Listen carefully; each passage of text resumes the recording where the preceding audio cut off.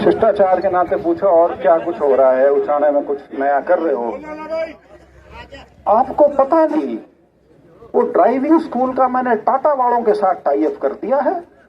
मैंने कहा बड़ी अच्छी बात है, तो बहुत लड़कों को ट्रेनिंग मिलकर रोजगार भी ठीक ठाक मिल जाएगा आगे। वो ये ड्राइविंग स्कूल है, वह टाटा कंपनी आ रही है वहां पे, उन्होंने बिल्कुल खकाटा ठा रखा है। वहां से 2000 बच्चे ट्रेन होकर निकल गए हैं, जिनको बहुत बढ़िया नौकरियां मिल गई हैं। क्या यार, झूठ का ऐसा पलिंदा है, गजब है। और लेकिन समस्या क्या है कि स्वाद आता है लोगों को, झूठ सुनने में ना स्वाद आता है, क्योंकि उनको लगता है कि जो एक महत्वाकांक्षा आदमी की होती है ना, वो उसमें अंधा होके ये नहीं देख पाता कि ये जो बात कह रहा है या होने वाली भी है कि नहीं। हम विश्वास करना चाहते हैं कि ये हो सकती है, तो जो आदमी जितना ज्यादा बड़ा सब्ज बाग दिखाता है, हम उसकी ओर उतना ही आकर्षित होता जाते हैं। मेरे को मेरे कई साथी क्या कर रहे हैं, कई आड़े भी खड़े हैं, पर अब ये थोड़ी मोटी झूठ आदमी बोल दिया करो। मैंने कहा तो मैं झूठ बोलूं ना, मेरी आंख थोड़े ना होनी शुरू हो जाए, मैं सामने देख के नहीं बोल सकता। मैं यूं नहीं है जो चंद्रपाल खड़ा है, इसकी आंख में देख के कह दूंगा बस चंद्रपाल अड़ेवा, मैं कल से मैं हवाई जहाज उड़ा दूंगा। ठीक है, वो हवाई जहाज की भी एक नई कहानी है। हिसार का जो एयरपोर्ट के ऊपर तो चलती रहती है, और ये जागलान साहब जैसे खड़े हैं, ये तो मैं करवाते हैं हमसे पूछ के। ठीक है, मेरे से ही पूछेंगे, मेरे पिताजी से पूछेंगे, उनसे ही पूछेंगे, फिर चुटकी होंगे। तो उनसे किसी ने चौधरी वीरेंद्र सिंह के किसी टिप्पणी के बारे में कोई कहा कि जी उसके बारे में आप क्या कहोगे। क्या कहता है कि चौधरी वीरेंद्र सिंह के पेट में दर्द इसलिए हो रहा है कि उससे उचाना का विकास बर्दाश्त नहीं हो रहा। मैं आपको सच्ची बताऊं, मेरा हंस के पेट में दर्द हो गया। मैंने कहा यार कौन सा विकास है, वो दिखा तो दो, क्यों कितना लुक रहा है, क्यों मतलब क्या सड़कें ले लो, इस सड़क पर जो कुछ बना हुआ है उनमें से कोई सी एक चीज तो न्यू कह दे कि हमारी कराई हुई, कोई एक गारंटी। मतलब सिविल सेक्रेटेरिएट, सिविल अस्पताल, जो गेस्ट हाउस या मंडी, जो कॉलेज, वो नर्सिंग कॉलेज, वो अड़ेवा वाला कॉलेज, मतलब यार कुछ तो बता दो। मेरे को 3 साल पहले कोविड के बाद की बात है, पार्लियामेंट में मिल गया एक बार, आज टाइम है ना आप सब पे।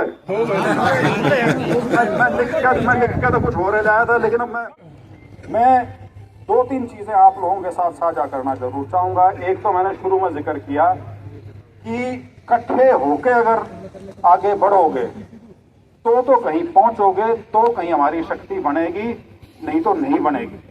क्योंकि जिस पार्टी को मैं छोड़ के आया हूं उसकी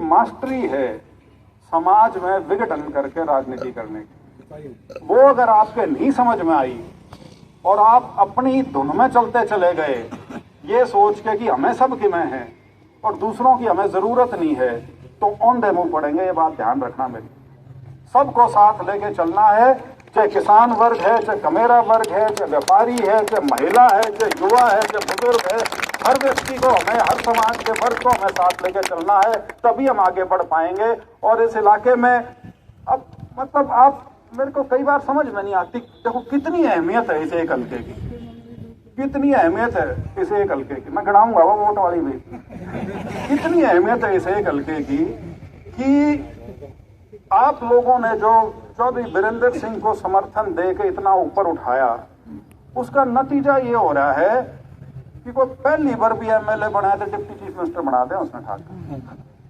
और अपने वाला इतना हल्का लग गया कि ले और घेर लो, क्यों तारे बीच में रहे, लो और घेर लो। और जो बात कहता ना, इसका तो बोलते बोलते वोट है। चौधरी साहब 5 बार जीतते हैं, 1 बार मेरी माँ जीतती है, 6 बार की सारी जीत मिला लोगे ना, वह पिछली बार तक कम है, एक हाथ तक। तो इस गलत फहमी में ना रही हो कि सारी मिलेंगी, ये सारी नहीं मिलती। और ईब वो तो शायद मुकाबले में होंगे नहीं, मैं तो पहले से कह रहा हूँ। हालांकि मैं चाहता हूँ तो बहुत हूँ कि यहाँ से लड़े वो चुनाव, लेकिन वो लड़ना है नहीं, क्योंकि अब उसकी क्षमता जो है ना उनकी पार्टी की, उनकी क्षमता उतनी है जितनी उनकी राजस्थान में थी, उतनी है। वहां 18-19 सीट लड़ी थी, 71,000 वोट आई थी, कुल 71,000 वोट, एक में भी जमानत नहीं बची थी। एक कैंडिडेट की 23,000 वोट आई थी, वो 23,000 भी इसलिए बता रहा हूं कि वो जमानत वहां भी नहीं बची थी, जमानत उसमें भी जब। और हरियाणा में अब उनकी स्थिति यही है जो मैंने बात शुरू में कही। यदि कोई पार्टी, कोई राजनीतिक दल इस बात पे मंथन कर रहा है कि हम लोकसभा चुनाव लड़े भी या ना लड़े, उससे अंदाजा लगा लो कि उनकी स्थिति आज के दिन क्या है। एक वैचारिक पार्टी होती है, जैसे कम्युनिस्ट पार्टी होती थी। कम्युनिस्ट पार्टी ने बहुत बार ऐसा किया है कि चुनाव नहीं लड़े, लेकिन उनके मकसद कुछ और होते थे। वो एक तो वो अपने हिसाब से देखते थे कि लगता, लेकिन वो देर सवेर जब उसकी परत खुलेंगी ना, एयरपोर्ट की नहीं, उसके इर्द गिर्द जो सौदा हुआ है सारा का सारा, जो जमीनों की खरीद फरोख्त हुई है, आप अंदाजा नहीं लगा सकते क्या क्या किस तरह का लोगों के साथ छलावा एक हुआ है। लेकिन ठीक है, जैसे मैंने कहा कि 5100 की पेंशन तो हुई नहीं, लेकिन 5100 करोड़ का इंतजाम जरूर हो लिया, तो इसी तरह से हुआ है। तो जो मैं युवाओं के लिए जो बात कह रहा था, 75% आरक्षण प्राइवेट सेक्टर में, एक बिल आया जिसको हरियाणा असेंबली ने पास किया। असेंबली ने पास जरूर करा, लेकिन जो रूलिंग पार्टी सही मायने में थी वो उसके ना तो पक्ष में थी और ना वो उससे उत्साहित थी, क्योंकि उनको पता था कि ये है क्या। हाई कोर्ट ने शायद ही कोई सरकारी बिल हो या एक्ट हो जो इतनी जल्दी खारिज किया हो, और उसके पीछे सिर्फ एक छोटी सी चीज कही हाई कोर्ट ने, आप प्राइवेट सेक्टर में वो चीज कैसे कर सकते हो जो आप सरकार में नहीं कर सकते। ये 75% आरक्षण आप सरकार में कर दो ना पहले, अगर कर ही सकते हो तो।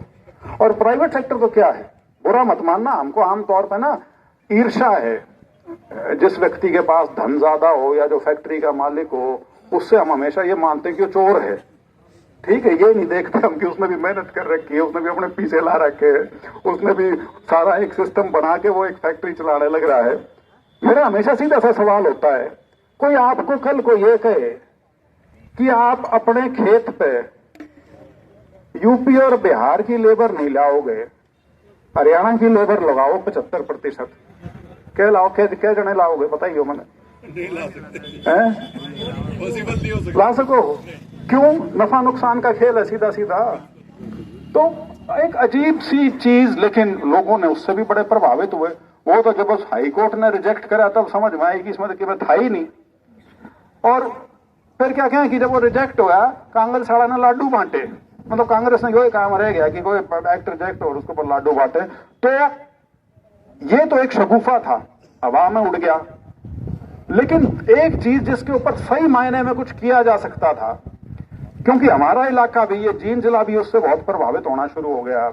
कल तक तो ये दूसरे साइड, ये अपना कैथल वगैरह और उस साइड जो पंजाब के साथ लगते इलाके थे वहां पे था ये चलन, लेकिन अब ये चलन धीरे धीरे पूरे हरियाणा में फैल गया है। ये बाहर जाने वाला, विदेश में जाने वाला, और बहुत बड़ी संख्या में लोग जा रहे हैं।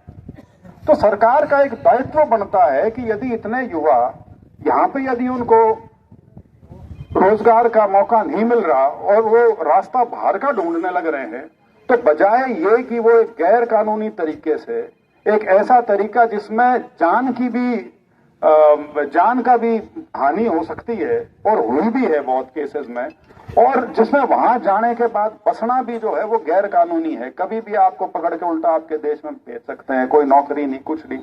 तो एक ऐसी व्यवस्था ही बना दो कोई, जिसमें आप यहां से ये सुनिश्चित करें, जो एजेंसी है जो इनके नाम से बच्चों को आजकल बहका के, फुसला के इनको बाहर भेजने का काम करती हैं, कि इनको बुला के और इनका कोई सिस्टम ही बना लें, जैसे प्रॉपर्टी डीलरों का कर दिया, रेरा बना दिया, अब सारे के सारे खाके में आ गए।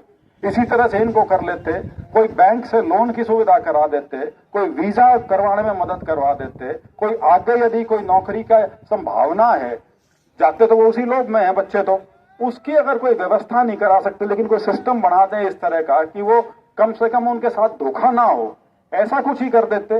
लेकिन उसके ऊपर कोई ध्यान नहीं दिया और ये बच्चे यूं ही जाए जा रहे हैं, थोक में जाने लग रहे हैं।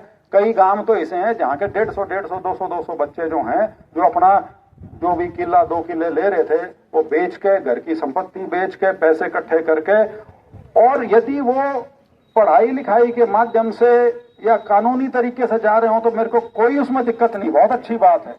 लेकिन ज्यादातर ये संख्या जो विदेश जाने वालों की है, ये वो है जिसको ये डंकी बोलते हैं, ये गैर कानूनी तरीके वाला।